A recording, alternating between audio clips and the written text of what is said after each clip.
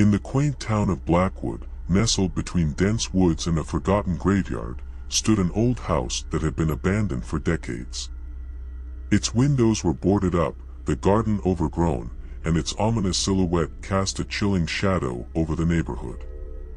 Many believed it was cursed, for no one had ever managed to stay there for long. One gloomy day, a man named John Harrison decided to purchase the decrepit house, drawn to its eerie history and the challenge of renovating a place with character. He was a practical man, but he had an affinity for the peculiar and enjoyed collecting old artifacts, particularly from historical periods. He was sure that with enough hard work and love, he could breathe life into the desolate property. Upon entering the house for the first time, John introduced himself to the spirits that he sensed lingered within its walls. "I am John Harrison, your new owner," he announced, half-jokingly. "I mean no harm, and I hope we can coexist peacefully." As he delved into the renovation process, John discovered an old, rusty key buried beneath the basement floorboards. Following a hunch, he searched for a hidden door that the key might unlock. Eventually, he found it, concealed behind a loose brick.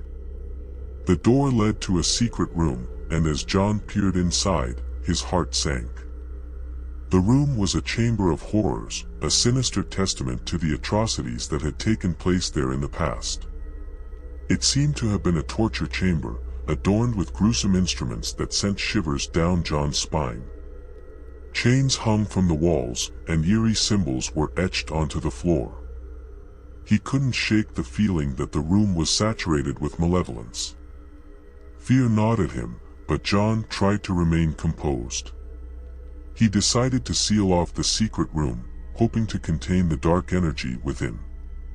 Bricks and mortar blocked the entrance, but he couldn't escape the feeling that the room's secrets were not so easily contained. As days turned into weeks, John's unease grew. Strange occurrences became a regular part of his daily life in the house. Objects would move on their own, unsettling apparitions appeared in the corners of his vision, and chilling whispers echoed through empty rooms. The once peaceful nights were filled with haunting sounds and inexplicable phenomena.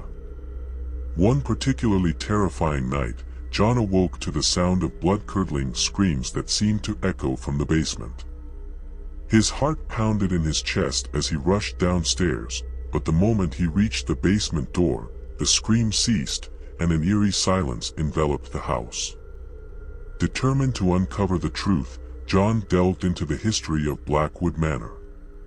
He visited the local library, searching through dusty archives and ancient documents.